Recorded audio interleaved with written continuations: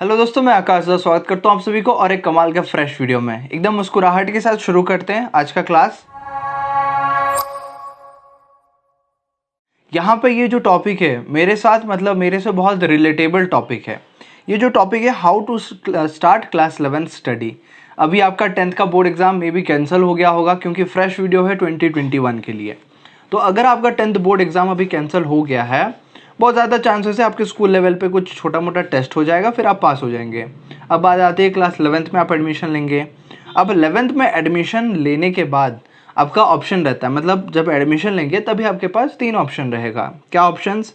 आप may be science ले सकते हैं, आप मे बी आर्ट्स ले सकते हैं या फिर कॉमर्स ले सकते हैं। अब ये तीनों चीज़ में से सपोज़ आपने साइंस सेलेक्ट किया, क्योंकि मैं साइंस का स्टूडेंट हूँ, आपको साइंस के बारे में अच्छे से बता सकता हूँ। बाकी सब जो स्ट्रीम्स है ये सभी को क्या बोलते हैं, हम लोग स्ट्रीम्स बोलते हैं, ठीक है। ये सारे स्ट्रीम्स होंगे।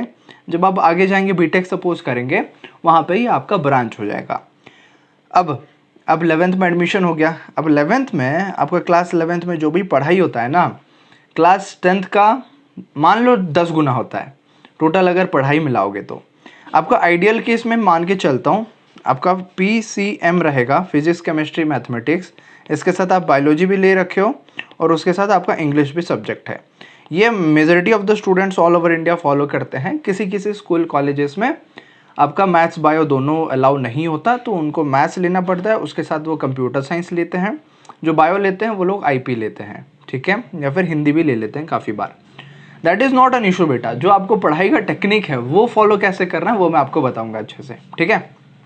अब सिंपल सी बात ये समझो, जब भी आप क्लास 11th में एंटर करते हो ना, यहाँ पे आपको सिलेबस सबसे पहले बहुत ज़्यादा देखने को मिलेगा। उसी से रिलेटेड हमारा पहला पॉइंट ये है कि note down the syllabus completely. बेटा बहुत अच्छे से सिलेबस को नोट करो। जो भी सब्जेक्ट की पढ़ाई आप शुरू करना चाहते हो, पढ़ाई शुरू नहीं की हो, करना चाहते हो, उसका पहले आप सिलेबस अच्छे से प्रिंट आउट निकाल लो या फिर एक पेपर में लिख लो, सब्जेक्ट वाइज सिलेबस लिख लो।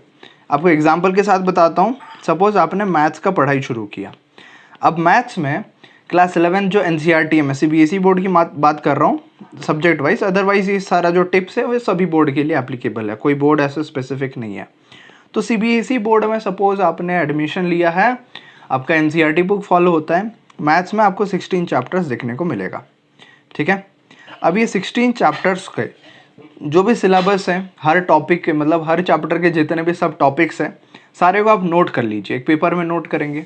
अब नोट करने से थोड़ी ना होगा सर, बिल्कुल नहीं होगा। आप नोट करेंगे ताकि आपको आइडिया हो जाएगा कि कितने चैप्टर्स हैं और किस सेक्शन के कितने वेटेज हैं, वो आपको पता चल जाएगा सिलेबस से। एक बार वो पोर्शन आपका क्लियर हो गया ना, तब आप पढ़ाई शुरू करेंगे, चैप्टर वाइज चैप्टर धीरे धीरे पढ़ेंगे। अब पढ़ाई का भी यहाँ पे स्ट्रैटेजी रहेगा। काफ़ी लोग स्कूल टीचर से पढ़ेंगे और काफ़ी लोग ट्यूशन से पढ़ेंगे, कोचिंग से पढ़ेंगे। तो मैं रेकमेंड करूँगा भाई आप स्कूल पे रिलाई रहो। ट्यूशन भी जाते हो तो जाओ, नहीं मन है तो छोड़ दो, कोई दिक्कत नहीं। क्योंकि मैं खुद 11th-12th में ट्यूशन नहीं करा, बस एक मैथ्स का सब्जेक्ट के लिए गया, 12th के एंडिंग के टाइम केमिस्ट्री किया, और बाकी टाइम नहीं गया मैं, फॉलो ट्यूशन नहीं किया। और यहाँ पे आप ऑनलाइन स्टडी करो। ऑनलाइन स्टडी आज के दिन पे बहुत अच्छा है, तो ऑनलाइन स्टडी मैं प्रेफर करता हूँ, आप सभी को रिकमेंड भी करता हूँ। कहाँ से पढ़ेंगे ऑनलाइन? सिंपल, आप जहाँ पे अभी ये वीडियो देख रहे हो भाई, वहाँ पे आप स्टडी करो। क्या है? यूट्यूब। तो यूट्यूब पे आप पढ़ाई करना स्टार्ट कर दो। तरह तरह के चैनल हैं, सैकड़ों चैनल्स हैं, उठाओ। ऐसे में कोई बेस्ट टीचर या फिर बेस्ट वीडियो नहीं बोलूँगा, क्योंकि कंप्लीटली आपके ऊपर डिपेंड करता है भाई। मेरे भी मैं फिजिक्स का सपोज कोई टॉपिक पढ़ रहा हूँ, वहाँ पे मुझे एक टॉपिक एक चैनल से समझ में आता है, दूसरा टॉपिक दूसरे चैनल से समझ आता है, तो मैं उसी तरीके से पढ़ता हूँ। ऐसा नहीं कि एक बार मैंने शुरू करा तो उसी टीचर के मैं सारे चैप्टर पढ़ूंगा। मेरे पास इंडिपेंडेंस है, नेट है मेरे पास। जो टीचर का जो टॉपिक अच्छे से मुझे समझ आता है मैं वहीं से पढ़ूंगा। क्यों बेकार में मुझे टाइम वेस्ट करना है ना। अगर मुझे समझ नहीं आ रहा तो मैं स्विच करूंगा, तुरंत स्विच करूंगा। ये आप पहले दिन से ही दिमाग में रख लो कि अगर आपको कोई चीज़, कोई चैप्टर, कोई टॉपिक किसी टीचर से समझ नहीं आ रहा ऑनलाइन में, स्विच द टीचर, आप कंटेंट चेंज करो। या फिर अगर आप समझने की कोशिश करते हो, सेम वीडियो को आप 2-3 बार देखो, फिर भी समझ नहीं आ रहा, तब आप चेंज कर लो। आपको टाइम आ गया है, मे बी देखो लाखों वीडियोस भी हो, लाखों व्यूज़ भी हो सकते हैं वो वीडियो पे, वो दूसरे स्टूडेंट्स के लिए, आपके लिए नहीं है वो वीडियो, आपके लिए वो वीडियो नहीं बना है। ये सिंपल दिमाग में रख के आप काम करना स्टार्ट कर दो, ठीक है। अब यहाँ पे 10th में आप जो पढ़ रहे थे, 2-4 चैप्टर मिला लो तो 11th का एक चैप्टर जैसा बराबर लगेगा, ठीक है। इनफैक्ट तो मैं बोलूँगा साइंस का जितना भी है ना पूरा बुक मिला लो, आपका बस एक फिजिक्स बनेगा, समझ रहे हो। क्योंकि जब आप क्लास 11th में जाते हो आपका फिजिक्स, केमिस्ट्री और बायोलॉजी ये सेपरेट हो जाता है। जो साइंस आप पढ़ रहे थे ना 10th में, no more this is science, ये आपका क्लास 10th में साइंस था। अब यहाँ पे साइंस आपको देखने को नहीं मिलेगा, साइंस आपका बस स्ट्रीम मिलेगा। यहाँ पे हमने देखा था ये बस स्ट्रीम रहेगा, बट यहाँ पे जो रहेगा ये अलग अलग subjects, physics, chemistry, mathematics. Physics के 2 बुक, केमिस्ट्री के 2 बुक, बायोलॉजी के पता नहीं मुझे, शायद 1 बुक है, 12th में 2 है या फिर 2 बुक है। मैं बायोलॉजी स्टूडेंट नहीं था, लेकिन फिर भी याद रहना चाहिए, है नहीं, आप एक बार चेक कर लीजिएगा। मैथमेटिक्स का बता सकता हूँ, क्लास 11th में 1 बुक है, जब 12th में जाओगे 2 बुक है, ठीक है। 12th में सभी चीज़ का 2 बुक है, बायोलॉजी को छोड़ के, बायोलॉजी पता नहीं, बाकी फिजिक्स, केमिस्ट्री, मैथमेटिक्स सभी के 2-2 बुक है। कंप्यूटर साइंस लेते हो, पहले C++ पढ़ाया जाता था, अभी पाइथन पढ़ाया जा रहा है, उसके भी 2 बुक्स हैं, तो प्रैक्टिकल करना पड़ेगा वहाँ पे।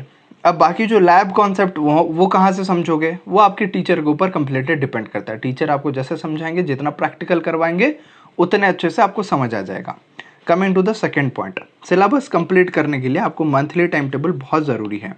ये आप दिमाग में नोट कर लो कि अगर आप चाहते हो कि एग्ज़ाम से पहले दिन मैं पढ़ाई शुरू करूँगा और अच्छे से कर लूँगा, not possible, not at all possible.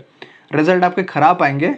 मैं एग्जांपल देता हूँ मेरे खुद के बैच का, मेरे जूनियर्स का, मेरे सीनियर्स का, जो कि क्लास 10th में है ना, जो CBSE बोर्ड होता है वहाँ पे उनका CGPA था 10 CGPA, ठीक है। डरो मत, मैं डराने के लिए नहीं बोल रहा हूँ, मैं आपको फैक्ट बता रहा हूँ, दिस इज़ पॉसिबल, ये होता है, हर साल होता है। क्लास 10th में उनका 10 CGPA था, हालांकि आप लोगों का तो बोर्ड एग्ज़ाम नहीं हुआ है। तो 10th में उन लोगों का जो 10 CGPA था, 11th में जाके वो लोग फेल हो गए। सिंपल, मैं आपको डायरेक्ट बता रहा हूँ, वो लोग फेल हो गए। क्यों है बताओ? मेन रीज़न था कि वो पढ़ाई नेग्लिजेंस, सोचे कि हाँ 10th में जैसे पढ़ते थे, 9th में जैसे पढ़ते थे, सेम उसी तरीके से पढ़ेंगे, 11th में हो जाएगा। Not at all possible. पढ़ाई करना पड़ेगा, डेली पढ़ना पड़ेगा, बहुत ज़्यादा पढ़ना पड़ेगा, टाइम आपको ज़्यादा देना पड़ेगा। कम टाइम में कोई भी चीज़ नहीं होने वाला 11th में, आपको कॉन्सेप्ट को अच्छे से समझना पड़ेगा। अब इतना होने के बावजूद मेरे 11th में आगे 86%, I was the batch topper. लेकिन 12th में जाके ख़राब हो गया मेरा। क्यों ख़राब हुआ? क्योंकि मैं यूट्यूब चैनल पे ध्यान दिया, को करिकुलर एक्टिविटीज़ पे ध्यान दिया। रिग्रेट नहीं करता, क्योंकि अच्छा चीज़ है, मैं बाद में यही सब चीज़ से जाना गया, कॉलेज में ग्रो हुआ और मैनेज हो गया। उतना भी ख़राब नहीं है मेरा। कितना है 12th में? 84.2%, ठीक है। और ये जो 11th में 86% था, शायद मेरे स्कूल में आज तक का हाईएस्ट है। 11th में इतना कोई परसेंटेज नहीं लाता है। तो मैंने पढ़ाई करा था, बहुत अच्छे से पढ़ाई करा था। 11th में मेरे फिजिक्स और केमिस्ट्री वीक हो गए बिकॉज ऑफ टीचर्स। अच्छे टीचर नहीं मिले, इसीलिए मैं समझ नहीं पाया कॉन्सेप्ट्स। उस टाइम यूट्यूब उतने अच्छे से मैं चलाना नहीं आता था। वीडियोस डाल देता था मैं पहले तो, व्हाट्सएप वीडियोस जैसे कॉमेडी वीडियोस आता है वही सब डालता था। पता नहीं चल रहा था कि यूट्यूब एक्चुअली क्या है, किस टाइप के वीडियोस को हमें डालना चाहिए। तो बाद में मैं आपको यहाँ पे ये जो बता रहा हूँ मंथली टाइम टेबल, ये आपको समझ में आ गया क्या चीज़ पे आपको ध्यान देना है, मंथली टाइम टेबल होना ज़रूरी है। अभी हम लोग थोड़ा सा बात करते हैं कि मंथली टाइम टेबल कैसे बनाएंगे, ठीक है। How to make monthly time table, that is much more important. अब मंथली टाइम टेबल के लिए सिलेबस आपने पहले स्टेप में नोट कर लिया। सिलेबस क्या है? आप सपोज अभी अप्रैल चल रहा है, अब मई के महीने से शुरू करते हो पढ़ना, ठीक है। अप्रैल आपने मस्ती मजाक में पास कर दिया। अब मई से शुरू करते हो तो हर सब्जेक्ट के 3-3 चैप्टर्स उठा लो, ठीक है। तो सपोज आपके पास 4 सब्जेक्ट्स हैं, और इंग्लिश तो वो आप एंड मोमेंट पे पढ़ोगे तब भी हो जाएगा, कोई इशू नहीं है। बट आपने पढ़ना है डेली फिजिक्स, केमिस्ट्री, मैथमेटिक्स को। सो मई के महीने में आपने शुरू करा, और महीने के लिए मैं 3 चैप्टर रखता हूँ। तो फिजिक्स का 3 चैप्टर, केमिस्ट्री का 3 चैप्टर, मैथमेटिक्स का 3 चैप्टर।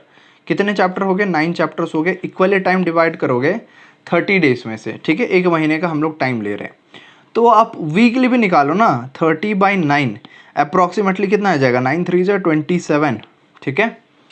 तो अब एक चैप्टर को 3 से 4 दिन भी लो, अब तब भी आराम से पढ़ पाओगे। और ज़्यादा टाइम पढ़ोगे तो काफ़ी बार आपका 2 दिन में एक चैप्टर कंप्लीट हो जाएगा। तो एक चैप्टर कंप्लीट करने के लिए आपको क्या करना है? चीज़ें आपको पहले पढ़ाई करना है। जो NCERT बुक में गिवन है, आपका जो भी सब्जेक्ट है उसका जो रेस्पेक्टिव बुक होता है, वो बुक से आपको पढ़ाई करनी है। लाइन बाय लाइन आपको स्टोरी की तरह पढ़ लो एक बार, ठीक है। जब आप पढ़ लोगे वहाँ पे थोड़ा सा नोट्स करो, है ना, खुद अपने नोट्स बनाओ, शॉर्ट नोट्स बनाओ, क्या समझ रहे हो वहाँ पे, क्या फॉर्मूला है, कुछ एग्जाम्पल्स है, एग्जाम्पल्स को साइड बाय साइड सॉल्व करते चलो, धीरे धीरे समझ आएगा। एक बार में समझ नहीं आ रहे वाला, तो आपको क्या करना है, धीरे धीरे आपको शॉर्ट्स देना है और आराम से आप सीख जाओगे, समझ जाओगे। रिवीजन बढ़ाना है, मैं आपको बताऊंगा रिवीजन का प्रिंसिपल। अभी के लिए मंथली टाइम टेबल बनाओ, कितने टाइम पढ़ना है आपको, वीकेंड में थोड़ा सा ज़्यादा टाइम दे दो, सैटरडे संडे को, क्योंकि लूज रहेगा, रिलैक्स रहेगा। होमवर्क का प्रिंसिपल बताता हूँ। मेरा जितना भी होमवर्क होता था क्लास 11-12 में, ऑलमोस्ट मैं सारे स्कूल में ही ख़त्म कर देता था, ताकि घर आके मैं नया चीज़ सीख सकूँ, पढ़ सकूँ, उसको एक्सपेरिमेंट कर सकूँ। और मैं मैथ्स मेरा सबसे ज़्यादा स्ट्रांग हुआ क्लास 12 में। मेरे आए मैथ्स में बोर्ड एग्जाम में 95 मार्क्स, ठीक है, 95 आउट ऑफ 100। क्यों आ पाए 95? The main reason was practice. मैंने बहुत अच्छे से प्रैक्टिस करा और दूसरों को समझाया वो सारा चीज़। जो भी मैं सीखते जा रहा था, समझते जा रहा था, वो अपने दोस्तों को समझाया। और मैं बोला कि you are open to doubt, जब भी आपको जो भी डाउट आए ना, आप खुल के पूछो मुझे, जब भी पूछोगे I will be available, I will explain you, right. तो उस तरीके से आप भी करो। हो गया मंथली टाइम टेबल। आगे चलते हैं चैप्टर वाइज नोट्स। अब चैप्टर वाइज नोट्स के लिए ना आपको काफ़ी तरीका है। पहला है कि आप सीनियर से मांग लो, हाँ जी, आप सीनियर को कांटेक्ट करो, वो आपको नोट्स दे देंगे अपना, जो उनके टीचर्स ने उनको लिखवाया होगा। या फिर आपको काफ़ी सारे ऑनलाइन पीडीएफ्स मिलेंगे। ये ऑनलाइन पीडीएफ्स कहाँ से मिलेंगे सर? सिंपल, आपको जाना है, चैप्टर का नाम नोट्स पीडीएफ, गूगल कर लेना है। स्मार्ट बनो बेटा, 21st सेंचुरी का आप बच्चे हो, 2021 में हो, तो थोड़ा सा स्मार्ट बनो, नेट को यूज़ करना आता है आप सभी को, इंटरनेट का फ़ायदा उठाओ। नहीं पता है तो कमेंट में बताओ, मैं आपको करके दिखाऊंगा डेमो, लाइव सेशन जब लेता हूँ मैं, हाँ जी। सीनियर्स को पूछो, अपने बड़े भाई बहन को पूछो। तो अच्छे गाइडेंस के लिए मैं ही हूँ यूट्यूब पे, मतलब आप सभी के लिए मैं हूँ ना, तो इसीलिए आप पूछो, तब मैं आपको बता दूंगा। ऑनलाइन पीडीएफ सर्च कर लेना है, नोट्स निकाल लेना है, खुद के नोट्स बनाओ, ठीक है। चैप्टर वाइज नोट्स का मतलब आपके पास होना चाहिए कहीं से, और आप खुद के बनाओगे तो आपको बहुत अच्छे से समझ आएगा। मेन रीज़न ये है कि आपकी खुद की हैंडराइटिंग है, आप जो पढ़े हो वही लिखे हो, वही समझे हो, और जब आप वापस पढ़ोगे ना, उसको रिवीजन करोगे, आप ही के नोट से भाई आप अच्छे से समझ पाओगे। अब दूसरों के बनाए हुए उनके अकॉर्डिंग रहेगा, कोई शॉर्ट फॉर्म वो अपने अकॉर्डिंग बनाया होगा, आपको कैसे समझ आएगा? वो आ भी सकता है, आप बार बार पढ़ोगे तो, लेकिन उससे अच्छा है ना, आप जब पढ़ रहे हो आप खुद के नोट्स बना लो, तब आप जब वापस पढ़ोगे उसको, आप बहुत अच्छे से उसको रिकवर कर पाओगे, माइंड में रिकॉल कर पाओगे और रख पाओगे हमेशा दिमाग में, हमेशा के लिए। समझ में आ गया चैप्टर वाइज नोट्स के लिए? अब आगे बात करते हैं खुद के नोट्स। हाँ, पर्सनल सेल्फ नोट्स, ठीक है।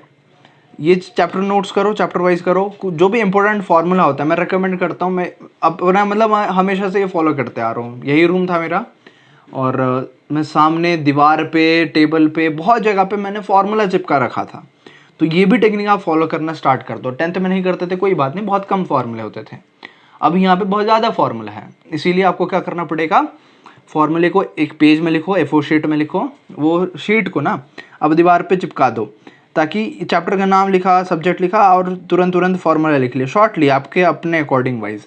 अब उसमें लिख लोगे तो क्या होगा, जब भी आप गुजर रहे हो आसपास से, आपका ध्यान जाएगा वो फार्मूला के ऊपर, और तुरंत आप रिकॉल कर पाओगे, देख पाओगे भाई हाँ इसका ये फार्मूला, इसका ये फार्मूला, इसका ये फार्मूला है। तो उससे रिलेटेड आप क्वेश्चन बनाते जाओ। और रिवीजन का बताऊंगा, थोड़ी देर में बताऊंगा मैं, ठीक है। रिवीजन हाँ जी लास्ट में है ना, बताऊंगा आपको। ऑनलाइन लर्निंग रिसोर्सेस, इसका फ़ायदा जो उठाना सीख लिया ना भाई, उसको कोई नहीं रोक सकता। टेक्निक बताता हूँ आपको अलग करने के लिए, क्योंकि सभी लोग वीडियो नहीं देख रहे, आप देख रहे हो तो आप अलग हो। तो ऑनलाइन रिसोर्सेज का फ़ायदा कैसे उठाना है, आप जो यूट्यूब में क्लास देखते हो ना, काफ़ी सारे लाइव क्लासेस का रिकॉर्डिंग होता है। वो लाइव क्लासेस सपोज 1 घंटे का है, तो you watch that video as if you are present there, मतलब समझ पा रहे हो? वो 1 घंटे का सेशन ऐसे देखो जैसे ही आप फिजिकली वहाँ पे बैठे हुए। पॉज बटन को यूज़ मत करो। कोई भी लर्निंग चीज़ें सीख रहे हो ना, पॉज बटन आप भूल जाओ कि कोई पॉज बटन है। उससे हमारे पास ये कंट्रोल आ जाता है कि हम जब चाहे उसको रोक सकते हैं, उसको बुलवा सकते हैं। एक बार आप क्लास में एंटर कर लिए, फिजिकल क्लास में, आप जब मन टीचर को बोल सकते हो कि रुक जा, नहीं ना। सिंपल वैसे सोचो कि ऑनलाइन क्लास आप ले रहे हो, पॉज बटन नहीं है आपके पास, यूट्यूब वीडियो देख रहे हो, कंटिन्यूस देखते जाओ, हाँ जी। एक बार कंटिन्यूस आप देखते जाओगे तो दिमाग आपका कॉन्शियस होएगा, भाई मेरे पास पॉज बटन नहीं है, एक बार जो निकल गया, मुझे एक ही बारी में सुनना है, उसको लिखना है। हो गया। अब जैसे फिजिकल क्लास में करते हो सेम वैसा आप रिपीट करने का कोशिश करो, बहुत अच्छे से सीखोगे, बहुत अच्छे से पढ़ाई होगा। पर्सनल एडवाइस बता रहा हूँ, पॉज बटन का भूल जाओ, there is no such pause button. Clear है? अब यहाँ पे पीडीएफ भी डाउनलोड करो, फोल्डर वाइज अच्छे से रीनेम करके ऑर्गेनाइज करो। यहाँ पे ऑनलाइन आपको काफ़ी सारी चीज़ें मिलेंगी। अब डे 1 से ये चीज़ आप डाउनलोड कर लो। क्या चीज़ मैंने लिखा बेटा? Mind maps, very very important है। डे 1 से आप माइंड मैप्स बनाओ या फिर डाउनलोड करो। नहीं आता है तो सीखो बेटा। माइंड मैप्स का मतलब क्या होता है? सिंपल एक पेज में पूरे चैप्टर को समराइज करना। एक टॉपिक के रिलेटेड सब टॉपिक्स कितने होते हैं, उससे रिलेटेड और कितने टॉपिक्स है, वो सारे टॉपिक को लिखो, समझो और उसको इम्प्लीमेंट करो, बार बार रिवाइज करो। समझ में आ गया? ज़्यादा नहीं है, सिंपल सिंपल चीज़ें हैं। आखिरी पॉइंट है डेली रिवीजन। डेली रिवीजन कितने बार करना है? 2 बार करना है। कब कब करना है? सुबह उठने के बाद मॉर्निंग में, और रात को सोने से पहले। दवाई जैसे लेते हो ना सुबह उठने के बाद रात को सोने से पहले, उसी तरीके से दवाई मान लो रिवीजन। डेली का रिवीजन नहीं करोगे, कंसिस्टेंसी मेंटेन नहीं करोगे, तब तक आपका क्लियर नहीं होगा, एग्जाम पास भी नहीं होगे।